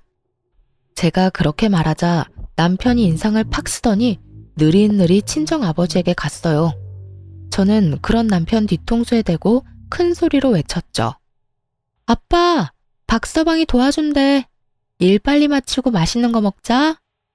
제 목소리에 남편이 뒤를 돌아보며 이게 무슨 짓이냐는 표정으로 쳐다보더라고요. 저는 씩 웃어줬어요. 그리고 친정아버지한테 한마디 덧붙였죠. 박서방 힘세. 일 팍팍 시켜. 그렇게 남편의 고난은 시작됐어요. 울타리는 목재를 세우기로 했고 틀은 철이었죠. 그 무겁고 단단한 걸 옮기는 일은 남편이 도맡았고요. 도배일과는 다르게 전문적인 건 아버지가, 힘쓰는 건 남편이 하니 결과에 대한 걱정도 없었어요. 다만 힘쓰는 사람이 많이 힘들었을 뿐이죠. 그렇게 오전부터 일을 시작해서 중간에 국수 한 입 하고 저녁까지 일만 했어요. 그리고 저녁 식사로 돼지갈비를 얻어먹고 왔어요. 내려오는 길에 남편이 그러더군요. 당신 이거 일부러 그랬지? 식사하자고 불러서 일 시키려고. 무슨 생각으로 이런 짓을 한 거야? 무슨 생각? 좋은 일 할 때 같이 하자며. 어머님은 시댁일 아니라도 열심히 참견해서 좋은 일 하잖아. 나 데리고. 그러면 당신도 우리 집에 좋은 일 좀 해주면 안 돼? 당신은 이번이 처음이면서? 제 말에 남편이 당황한 듯 말했어요. 아니, 그거랑 이거랑 같아? 그건 좋은 일 하자고 부르는 거고 엄마가 너한테 악감정이 있어서 그러는 것도 아니잖아. 나라고 당신한테 악감정이 있어서 그러는 거 아닌데? 그냥 당신도 느껴보라고. 당신이 지금 느끼는 그 기분이 내 감정인 거. 어머님한테 불려갈 때마다 그런 감정 느끼는데 당신도 이제는 이해가 되지? 그러니까 앞으로도 계속 우리 집에 불려올 거 아니면 당장 어머님한테 나 불러내서 노동력으로 쓰는 거 하지 말라고 말해. 너도 나한테 강요하지 말고. 제 말에 남편이 어이없다는 듯 저를 쳐다보더군요. 뭐라고 말하고 싶은데 할 수 있는 말이 있을 리가요. 화를 안 냈으면 또 모르겠는데 이미 화도 다 냈고 상황은 자기보다 제 쪽이 더 나빴고 그러면 답이 나온 거죠. 입도 뻥긋 못하는 남편 얼굴을 보며 웃으며 말해줬어요. 아니다 싶으면 어머님한테 아무 말 하지 말고 나 거기 일하러 보내도 돼. 대신 알지? 우리 친정집이 주택이야. 할 일이 주말마다 쌓이는 곳이지. 얼마 전에 들어보니까 지붕 뚫고 거실에 통나무 난로 하나 드리려고 하던데 그거 할 때 당신 부르면 잘할 것 같네. 안 그래? 제 말에 남편놈이 잠시 상상하는 듯 하더니 금방 꼬리를 내리더군요. 알았어. 내가 엄마한테 잘 말해볼게. 대신 너도 앞으로 이런 일 자제해. 쉬는 날 쉬지도 못하고 이게 무슨 봉변이야? 내 말이 쉬는 날 쉬지도 못하고 어머님한테 도대체 몇 달을 불려갔어? 당신이 생각해도 너무한 거 맞지? 제 말에 남편이 또 한숨을 쉬며 입을 꾹 다물었어요. 입을 열면 열수록 손해라는 걸 알고 나니 더 이상 아무 말 없더라고요. 그러게 이런 조치를 취하기 전에 알아서 잘했어야죠. 그런데 남편이 난감한 얼굴로 중얼거리더라고요. 근데 엄마한테 어떻게 이야기하지? 말 꺼내자마자 난리 날 건데. 그래서 안 할 거냐는 식으로 째려보니 남편이 급히 변명하듯 말하더군요. 아니, 나한테만 그러는 게 아니라 당신한테도 뭐라고 할까봐 그러지. 그런 고민은 며칠 뒤에 쏙 사라져버렸어요. 남편이 좀 더 쉽게 이야기할 수 있는 상황이 만들어졌거든요. 시댁 모임 자리에서 신우가 씩씩거리며 들어와서는 시모에게 한바탕 퍼부은 거예요. 엄마, 앞으로 우리 집안일에 뭐 해주겠다고 나서지 마. 내가 엄마 때문에 얼마나 쓴소리 들었는지 알기나 해? 게다가 돈도 2배로 들고. 응? 그게 무슨 소리야? 무슨 쓴소리를 들어? 엄마가 도배 도와줬잖아. 그때 하고 나서 그 방만 도배가 다 울고 풀자국도 보이고 몰딩에 흠집까지 나서 시어머니가 나한테 괜히 사돈댁에 맡겨서 말도 못하고 이게 무슨 일이냐고 하셨어. 아니, 전문가가 하라는 대로 했으면 다 잘 된다며. 그거 그냥 가서 붙이면 그만이라며? 돈 아끼려다가 이게 뭐야? 시모가 저를 돌아보면서 묻더군요. 너 하라는 대로 안 했니? 왜 저런 소리가 나와? 저야말로 황당했어요. 그걸 왜 저한테 묻는지. 어머님, 제가 미리 말씀드렸잖아요. 기술자도 아닌데 잘못하면 욕 얻어먹는다고요. 전문 인력도 아니니 문제 생기는 것도 당연하고요. 게다가 도배장판은 이삿짐 들어와 버리면 고치기도 쉽지 않아서 하자가 생기면 제일 번거롭기도 하고요. 상식적인 거죠. 너 일하기 싫어서 일부러 그런 거야? 그런 거면 미리 말해. 엄마, 그만해요. 와이프 사무직이야. 손재주가 그렇게 좋은 사람도 아니고. 그런 사람 불러다가 일 시키는 것도 상식적으로 생각하면 좀 아니지. 그리고 이 사람 생각도 좀 해요. 추궁할 게 아니라. 일해주고 욕 얻어먹는 것만큼 기분 나쁜 일이 어딨어요? 그것도 원해서 한 일도 아니고 시켜서 한 일인데. 뭐? 며느라가, 너도 그렇게 생각하니? 너도 원해서 한 일이 아니라서 열받아? 기분 나빠? 그래서 다 망쳐놨어? 어머님, 일부러 망치려고 한 게 아니라 열심히 했는데도 망한 거예요. 그리고 남한테 인심을 쓰시고 싶으시면 제대로 인심을 쓰셔야죠. 저 같은 초짜 데리고 다니면서 인심 쓰니까 결국 이렇게 문제가 생기는 거잖아요. 그러니까 앞으로는 저 말고 전문가를 데리고 다니세요. 그러면 이런 일도 없을 거예요. 제 말에 시모 얼굴이 부글부글 하더군요. 하지만 틀린 말은 아니었으니 뭐라 말도 못했어요. 게다가 신우가 거기에 확인 사살까지 했거든요. 엄마, 제발 오지랖 좀 부리지 마. 내가 욕먹는 건 어떻게든 참아도 돈 2배로 드는 건 못 참거든? 엄마가 이번에 도배며 장판 다 망하게 만드는 바람에 결국 새 업자 불러서 새로 해야 했어. 짐도 다 옮겨야 했고. 제발 상식적으로 생각하고 행동해. 그렇게 딸과 아들에게 한 소리 듣고서야 시모는 더 이상 저를 불러내지 않았어요. 속 편했죠. 결혼하고 몇 달 만에 편히 쉬는 주말이 이어졌으니까요. 그런데 시모의 문제를 해결했더니 이번에는 시부가 말썽을 피웠어요. 시모는 저를 노동력으로 봤지만 시부는 저를 통장으로 봤거든요. 시부도 시모와 비슷한 사람이었어요. 선심을 쓰고 싶은 사람, 그리고 그걸로 생색을 내며 다른 사람의 존경을 받는 걸 좋아하는 사람. 딱 그런 유형의 사람이었죠. 그런데 시부도 시모랑 똑같은 생각을 가지고 있더라고요. 남의 돈으로 인심 쓰고 자기는 존경받고 싶은 거요. 재주는 곰이 넘고 돈은 주인이 받는다는 말을 그대로 보여주는 사람들이었어요. 시부는 주위 사람들에게 명망 있는 사람처럼 떠받들어지고는 했는데 그게 모두 시부의 선심 때문이었어요. 주변에서 금전적인 도움을 요청하면 거절하는 법이 없었어요. 무턱대고 도와주겠다고 말부터 꺼내놓고 나중에 남편에게 돈을 빌려달라고 말하곤 했거든요. 남편도 모아놓은 돈이 없으니 매번 저한테 부탁을 하기 일쑤였고 저는 그런 남편에게 꼭 갚아야 한다고 말하고 빌려줬어요. 그래서 저는 솔직한 말로 강 건너 불구경 중이었죠. 돈을 빌려간 건 남편이라고 속 편히 생각했거든요. 그런데 시동생의 결혼을 앞두고 결혼할 여자와 함께 집에 왔을 때 일이 터졌어요. 아버지, 저희 신혼집 보고 있는데 돈이 좀 모자라요. 아버지가 좀 도와주시면 안 될까요? 그래? 얼마 정도 모자라냐? 5천만 원 정도 모자라요. 그래, 알았다. 또 시부의 고질병이 도졌다 싶었어요. 당장 5천만 원이 어디서 나서 도와준다고 저렇게 호언장담하나 싶었죠. 남편에게 이야기해봐야 돈 나올 구석이 없다는 걸 저는 알고 있었거든요. 그래서 당연히 남편한테 빌릴 거라고는 생각도 안 하고 있었죠. 그런데 시부가 갑자기 남편에게 묻더군요. 너 돈이 있지?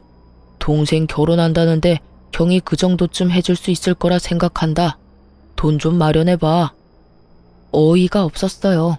여태껏 시부가 빌려간 돈만 해도 3천만 원이 넘었어요. 그렇게 저희 돈 가져가서 다른 사람에게 선심 쓰면 갚는 사람은 그 절반도 안 됐죠.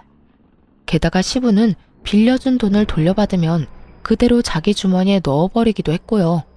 그런데 또 5천만 원이나 되는 큰 돈을 마련하라고 하니 제가 더 속이 답답해서 한마디 했어요. 아버님, 요새 누가 원하는 대로 집 사서 들어가요. 버는 만큼 형편만큼 해서 가는 거죠. 저희 결혼할 때는 월세부터 시작한 거 잊으셨어요? 결혼할 때 이야기 꺼내면 화가 나기는 했지만 말을 안 할 수가 없었어요. 우리는 결혼할 때 지원받은 거 하나도 없는데 갑자기 시동생만 지원해주겠다는 것도 열받았고 그 지원조차도 우리 돈에서 빼내가겠다는 것도 열받았죠. 아니 그럼 애가 곤란하다는데 너희는 형님이 돼서는 아무것도 못 해주겠다는 거냐? 저희가 도와달라고 했을 때 아버님이 그러셨죠? 돈 맡겨놨냐고요. 저희 입장도 그래요. 저희한테 돈 맡겨주신 것도 없으면서 왜 자꾸 돈 내놓으라고 난리세요? 내가 언제 돈 내놓으라고 했어? 동생 도와주라고 했지. 그 말이 그 말이잖아요. 도움을 주고 싶어도 돈이 있어야 도와주죠. 이 사람한테 돈이 있는 줄 아세요? 여태 아버님이 빌려가신 돈도 못 받아서 저희도 허덕이고 있어요. 그런 저희한테 또 돈 마련해서 도련님 도와주라는 건 너무하잖아요. 제 목소리가 커지니 순간 집안이 조용해졌어요.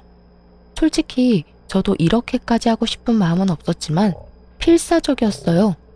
지금 이야기하지 않으면 말을 꺼낼 타이밍을 못 찾을 것 같았거든요. 시부가 심기가 불편한 얼굴로 저를 노려보더군요. 그때 갑자기 남편이 나섰어요. 아버지, 돈 마련할게요. 그러니까 그만하세요. 당신도 그만해. 가족들 보는 데서 이러면 당신만 곤란해져. 저야말로 황당했어요.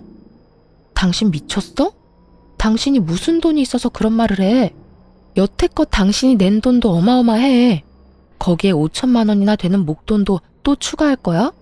그러면 우리는 언제 전세 탈출해? 나중에 집에 가서 이야기해. 남편은 저를 달래서 시댁에서 나왔어요. 시부모들이 저를 날카롭게 째려봤지만 저도 같이 째려봐줬어요. 집에 돌아와서 제가 남편을 추궁했어요. 당신 도대체 무슨 생각으로 돈 마련하겠다고 한 거야? 당신이 돈이 어디 있어서 여태껏 아버님한테 다 뜯긴 거 아니었어? 저는 남편이 저 몰래 모아놓은 돈이라도 있나 하는 생각을 했어요. 그게 아니면 저렇게 돈 마련해주겠다는 말이 나올 리 없잖아요. 그렇다고 동생네 집을 마련해주려고 우리가 대출을 받을 것도 아니고. 그런데 남편의 생각은 제 상상을 초월하더군요. 당신 얼마 전에 받은 유산 있잖아. 그거 6천만 원 정도 되지 않나? 그걸로 쓰면 되지. 너무 그렇게 열내지 마. 그 이야기에 가라앉았던 화가 순식간에 폭발하고 저도 모르게 쌍욕을 입에 담고 있더군요. 미쳤어? 정신 나갔니? 돌았냐고. 우리 아버지 돌아가시고 받은 유산을 네 동생 집 사는데 보태라고? 왜 이렇게 흥분해? 그럼 그 돈 뒀다 뭐 할 건데? 이참에 동생 좀 도와주면 뭐가 덧나? 와, 너무 어이가 없으니까 말도 안 나오네. 뒀다 뭐 하냐고? 근데 그거 내 돈이잖아. 내 허락은 맞고 약속을 하던지 말던지 해야 할 거 아니야. 어차피 당신 줄 거잖아. 아버지가 해달라는데 그럼 무시할 거야? 그래, 무시할 거야. 내가 그 돈을 왜 줘? 네 돈이야? 나는 절대 못 주니까 이번 일 네가 알아서 처리해. 그리고 내가 당신한테 빌려준 돈들, 그 돈도 다 받아와. 이성적으로 생각해. 지금 당장 그 돈을 어떻게 가져와? 상식적으로 말이 안 되잖아. 그럼 장인어른 죽고 나서 받은 유산으로 시동생 집 사는데 보탠다는 건 상식적으로 말이 되는 이야기야? 생각할수록 열받네. 우리 그냥 이혼할까? 내가 아무리 생각해도 이해가 안 가서 그래. 너는 화가 안 나? 네 돈으로 선심 쓰고 아무도 알아주지도 못하는데 화도 안 나? 그렇게 생각하지 마. 아버지 체면 생각해서 해주는 거잖아. 그리고 내가 해드리고 싶어서 해드리는 건데 그게 뭐가 나빠? 호구도 이런 호구가 없더라고요. 솔직히 이번 건은 선을 넘었다고 생각했고 저도 양보할 생각은 요만큼도 없었어요. 우리 이혼하자. 당신 생각에 내가 따라가지를 못하겠어. 너랑 같이 살면 순식간에 빈털털이 될 것 같으니까 우리 이제 그만하자. 제 이혼 요구에 남편은 아무렇지 않다는 듯 자리에서 일어나며 이야기하더라고요.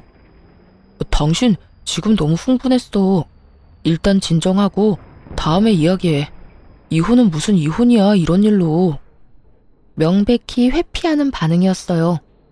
이혼 안 하고 싶으면 아버님한테 가서 말하고 오라고. 그러나 남편은 아무 말 없이 자리를 떴어요. 제가 그 돈 안 준다고 선언했으니 시부에게 당연히 안 될 것 같다고 말한 줄 알았어요. 그런데 시부가 저만 시댁에 오라고 하더군요. 분명 돈을 못 준다는 남편이 말을 했기 때문에 시부가 저만 부른 거라고 생각했어요. 마음 단단히 먹고 갔는데 시부가 뜬금없는 말을 하더군요. 왜 다들 이렇게 연락이 없어? 막내 집 계약했는데 돈은 어떻게 됐냐? 잔금 치르는 날짜 알려줄 테니 그 전에 돈 붙이거라. 아버님, 그이가 돈 안 된다고 말 안 했어요? 무슨 소리야? 연락이 없어서 당연히 될 거라고 생각하고 있었는데 설마 이대로 돈 안 줄 참이냐? 그럼 막내 신혼집은 어떻게 할 거야? 이미 계약까지 했는데. 그거야말로 제가 알 바가 아니죠? 계약을 하든 뭘 하든 저는 이미 안 된다고 이야기했으니 남은 건 남편이랑 이야기하세요. 그리고 이렇게 됐으니 먼저 말씀드릴게요. 제가 분명 남편한테 그 돈 못 준다고 아버님한테 바로 이야기하라고 했거든요. 이야기 안 하면 이혼하자고까지 말했어요. 그런데 말을 안 했네요. 저희 이혼하면 아버님이 여태까지 남편한테 받아간 돈 다 돌려주셔야 돼요. 아버님이 가져다가 다른 사람들 도와주겠답시고 펑펑 뿌린 돈들 전부 다 제 돈이거든요. 악에 바친 것처럼 말하는 제 말에 시부가 제대로 된 답도 못하고 어리둥절해 하더군요. 그 돈이 왜 네 돈이야? 아버님이 가져가는 돈이 하늘에서 떨어지는 줄 알았어요. 남편이 자기 돈 모자라다고 저한테 빌려갔어요. 차용증까지 확실하게 작성해놓고. 이게 다 무슨 말이야? 그 돈이 우리 아들 돈이 아니라 네 돈이었다고? 네, 차용증까지 쓰고 빌려간 돈이요. 시부가 믿지 못하겠는지 남편에게 전화해서 얼른 시댁으로 오라고 했어요. 남편이 헐레벌떡 뛰어들어오고 시부와 함께 있는 제 얼굴을 보고 살짝 놀라더군요. 그런데 남편이 혼자 온 게 아니라 시동생과 함께 들어왔어요. 형, 진짜 그러는 거 아니야. 해주겠다 해놓고 입 싹 닦는 게 어딨어? 그리고 형수님도 너무한 건 마찬가지예요. 형이 돈 해주겠다고 했는데 왜 안 된다고 퇴짜를 놔요? 형이 벌어서 형이 쓴다는데 형수가 왜 난리냐고요? 돈 있다면서요. 그런데 왜 못 준다는 거예요? 왜? 지금 저한테 어떤 말을 하고 있는지 생각은 하고 입방정 떨고 있어요? 뭐라고요? 돈이 그렇게 필요하면 도련님 부모님 돌아가신 뒤에 그 유산으로 집 사세요. 이렇게 말하면 도련님은 기분이 좋아요? 도련님이 말하는 그 있다는 돈, 제 아버지 돌아가시고 받은 유산이거든요? 친정아버지가 죽고 나서 받은 유산을 제가 왜 도련님한테 써야 하죠? 제 말에 집안에 있는 모두가 꿀먹은 벙어리처럼 아무 말도 못하고 서로 눈치만 보더군요. 그 돈 뒀다 뭐에 쓰냐는 남편보다는 그나마 정상적인 반응이었죠. 여보, 진정해. 왜 여기까지 와서 이래? 나랑 이야기하자니까. 일단 진정하고. 뭘 진정해? 나 당신이랑 이혼하겠다고. 여기 내가 오고 싶어서 온 줄 알아? 아버님이 왜 돈 안 주냐고 잔금 치르는 날까지 돈 붙이라는 말하려고 날 여기에 부른 거라고. 이 호구 상호구야. 나 너랑 결혼 생활 유지할 생각 없으니까 내 몸에 손대지 마. 그래도 이혼이라는 말 쉽게 내뱉지 마. 난 당신이랑 이혼할 생각 없다니까. 그럼 나한테 사과하고 아버님한테 그 돈 못 준다고 이야기하라고 했잖아. 내 말 다 무시하면서 나하고 이혼을 안 하겠다는 심보는 무슨 심보야? 남편이 왜 이혼을 안 하려는 건지 대충 짐작은 갔어요. 이혼을 하려면 저한테 빌린 돈도 다 갚아야 했고 제가 벌 돈이 아까웠던 건지도 모르죠. 어떻게든 떼어내고 싶었던 저는 남편에게 거짓말을 하기로 했어요. 그래, 그럼 이혼하지 말고 같이 살자. 잘 됐네. 안 그래도 나 그 유산 다 쓰고 없거든. 당신이 그 말 했을 때 너무 화나서 명품 가방 비싼 거 해외 직구로 구매해놨어. 오는데 3주 걸린다더라. 그리고 당신한테 속이고 있었는데 나 퇴사까지 했어. 내일부터 일 안 가. 돈 버는 거 없으니까 당신이 이제 나 먹여 살리면 되겠네. 제가 배째라식으로 나오니 이번에는 남편이 눈에 띄게 당황하더군요. 설마 진짜로 퇴사했어? 당신 거기서 받는 연봉이 얼만데 거기를 그만둬. 그리고 명품 가방? 당신 생각이 있는 거야? 그 돈을 다 쓰면 어떡해. 내가 그 돈 안 쓰면 너희 집에 다 뺏기게 생겼는데 안 쓰고 배겨? 나를 여기까지 몰아붙인 게 너야. 내 탓하기 전에 네 행실부터 돌아봐. 내가 이런 미친 짓이라도 안 했으면 어떻게든 우리 아버지 유산 너희 집에 갖다 바치지 못해서 안달이 났겠지. 안 그래? 제 말에 남편이 이마를 짚으며 탄식을 하더군요. 거짓말이지. 퇴사했다는 거 거짓말이지. 내일부터 두 눈으로 확인하면 되겠네. 태연스럽게 말하는 저를 의심의 눈초리로 바라보던 남편이 일단 집에 돌아가자며 저를 데리고 나왔어요. 뒤에서 시부와 시동생이 돈 어떡할 거냐고 소리치자 남편이 꽥 소리를 지르더군요. 지금 상황 심각한 거 안 보여요? 그리고 너 돈 필요하면 대출을 받든지 처갓집 가서 부탁을 하든지 네가 알아서 해. 형한테 기댈 생각하지 말고. 제가 땡전 한 푼 없이 퇴사까지 해서 돈도 못 벌 상태라고 생각했는지 남편 놈은 여태껏 어떻게든 돈 마련해 주려던 자기 동생에게 매우 냉정하게 거절하더군요. 그 모습을 보니 이혼에 대한 마음이 확실하게 섰어요. 이 남자도 자기 부모님이랑 똑같은 인간이구나 싶었거든요. 자기 돈으로는 아무것도 해줄 생각 없고 그저 마누라 버는 돈으로 생색내면서 인심 쓰고 싶은 인간이란 걸 고스란히 보여줬잖아요. 어떻게 하는 짓이 모두 똑같은 건지. 그렇게 집으로 돌아온 저는 남편 몰래 직장에 연락해서 이번 달 말에 사용하기로 했던 리프레시 연차 2주를 내일부터 당장 쓰게 해달라고 부탁했어요. 그렇게 그 다음 날부터 진짜로 회사 출근을 하지 않았어요. 하루 이틀 정도는 연차라도 쓴 거 아닌가 의심하던 남편이 의심을 거둔 날은 연차 쓴 지 3일째 되는 날이었죠. 제가 그날 이력서를 컴퓨터로 작성하고 있었거든요. 그 전날에는 증명사진을 찍고 왔고요. 부지런히 각종 자격증 사본을 준비하고 자기소개서를 작성하는 저를 보더니 남편이 정말 제가 그만뒀다고 확신을 한 모양이었어요. 그날 저녁에 저한테 와서 그러더군요. 당신 진짜 일 그만뒀어? 그러면 퇴직금은? 퇴직금도 다 썼어? 퇴직금 아직 나오려면 멀었지만 그거 나오면 차부터 살 거야. 여태껏 차 없이 다녔잖아. 당신이랑 이혼하고 나면 차라도 있어야 내 맘대로 가고 싶은 곳 갈 수 있을 것 같아서 돈 나오면 바로 살 거야. 제 말에 남편이 머리를 벅벅 긁더군요. 이혼하자고 했지? 그래, 이혼하자. 그게 좋겠어. 당신처럼 책임감 없는 사람하고 사느니 그냥 이혼하는 게 나을 것 같아. 이혼은 협의 이혼할 거지? 협의 이혼 조건만 가능하면 그것도 괜찮지.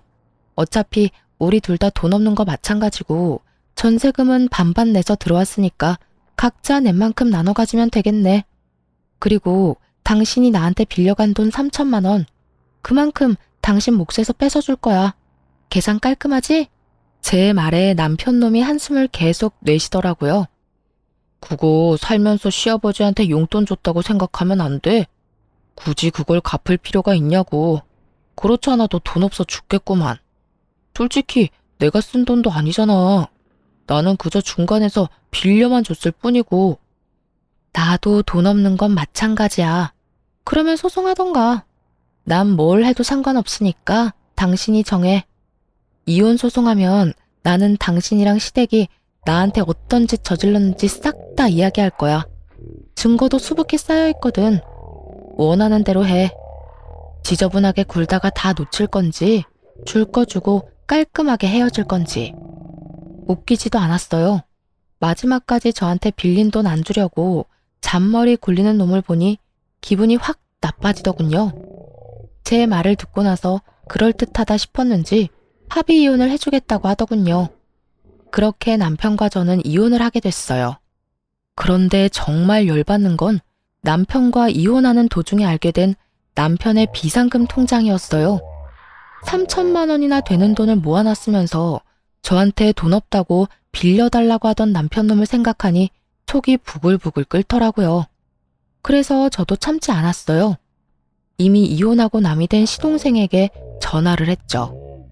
무슨 일로 전화하셨어요? 볼일 다 보신 거 아닌가? 삐딱하게 말하는 시동생에게 제가 말했죠. 형이 집 먼저 다 빼갔는데 통장이 하나 있더라고요. 안 쓰는 통장인가 싶었는데 통장 정리해보니 그 안에 3천만 원이나 들어가 있던데요. 작년에 이미 그 돈 모아놨던데 그쪽 형한테 전해주라고요. 전 그 인간 꼴도 보기 싫거든요. 이만큼 뒷돈 차놓고 동생한테 주기 싫어서 장인어른 유산 탐내는 인간이라니 정이 다 떨어지네요. 제 말을 듣고 있던 시동생이 부들부들 떨며 되묻는 걸 보며 저는 속으로 박수를 쳤죠. 형 통장에 돈이 그만큼 들어있었어요? 형 진짜 너무하네. 돈이 그만큼 있으면서 없다고 그 난리를 쳐? 우와, 알겠어요. 통장 들고 저희 본가로 오세요. 그렇게 제가 통장을 들고 그 집을 찾아갔죠. 갔더니 이미 시부, 남편, 시동생 셋이 모여 앉아있더군요.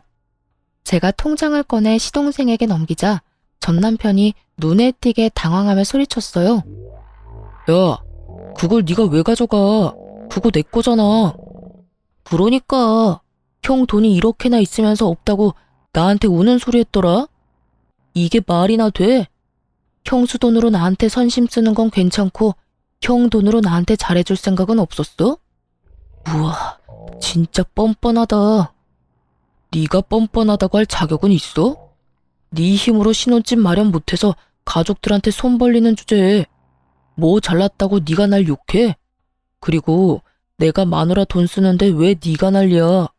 마누라한테 빌린 돈 벌써 다 갚았어. 전 남편 말에 시동생이 참지 못하고 서로 멱살을 잡고는 드자비질을 하더군요. 그걸 바라보던 시부가 말리면서 시동생 편을 들자 전 남편이 씩씩거리며 소리쳤어요. 아버지, 동생 편들 생각 말고 저한테 빌린 돈이나 갚으세요. 제가 넣은 전세금 그 돈으로 다 뜯겼거든요. 재수가 없으려니까. 아버지는 뭘 좀 알고 행동하시라고요. 여태까지 돈 펑펑 쓰면서 살았던 게 누구 덕분인데 내가 아니었으면 아버지가 동네에서 그렇게 좋은 사람으로 소문이나 날 수 있었겠냐고요. 시부가 썼던 돈이 자기 돈이라고 생각하는 전 남편을 보니 참으로 웃기지도 않았어요. 저번에 제가 시부가 빌려간 돈 내놓으라고 말할 땐 그것도 이해 못하냐고 어련히 때 되면 주겠지라며 빈정거리기만 하던 전 남편은 자기 돈 뜯기게 생겼으니 아주 빚쟁이처럼 깐깐하게 굴더군요. 그렇게 형제 둘이서 인정사정 없이 싸우더군요. 말려도 소용이 없었어요. 둘 다 뻔뻔하기로는 둘째가라면 서러울 인간들이어서 그런지 그 집구석 내력이 그래서인지는 모르겠지만 뚫린 입이라고 얼마나 말은 잘하던지. 전 남편은 시동생에게 돈 맡겨놨냐며 소리 지르고 시동생은 전 남편에게 한 입으로 두말하는 남자놈이 어딨냐고 화내고 둘이서 지지고 볶고 난리도 아니었죠. 저는 그 두 사람 싸우는 장면을 너무 즐거운 마음으로 구경했어요. 이제 더 이상 저랑 연관도 없는 인간들인데다가 저는 이미 법적인 관계며 돈 관계며 싹 다 청산했으니까요. 받을 돈도 줘야 할 돈도 없는 깨끗한 사이였거든요. 가족들끼리 서로 싸우도록 만들어 놓고 저는 편하게 싱글맘 생활을 시작했어요. 혼자서 애를 키우는 건 힘들었지만 그래도 친정 부모님 덕에 버틸 수 있었어요. 그래서 이혼 후 새로운 집도 친정과 가까운 곳으로 옮겼어요. 그렇게 몇 달 동안 싱글 라이프를 만끽하며 지내던 제게 전 시부모의 이야기가 들려온 건 아주 우연한 만남 때문이었어요. 시모의 봉사활동 모임에서 자진 탈퇴한 분과 저희 할머니의 상담차 갔던 사회복지센터에서 만나게 됐거든요. 친정 근처에 있는 복지센터에서 일하는 줄 몰랐는데 그렇게 만나니 반갑더군요. 그 사회복지사가 저한테 말해주더라고요. 두 사람의 씁쓸한 현재의 모습을 말이죠. 이혼했다고 들었어요. 그런데 내가 이런 말 하는 거 좀 선 넘는 것처럼 들릴지는 모르겠지만 진짜 이혼 잘했어요. 그 사람들 마지막에는 정말 최악이었거든요. 무슨 일 있었던 모양이네요. 저는 이혼하고 나서 별 신경을 안 써서 소문 같은 것도 못 들었거든요.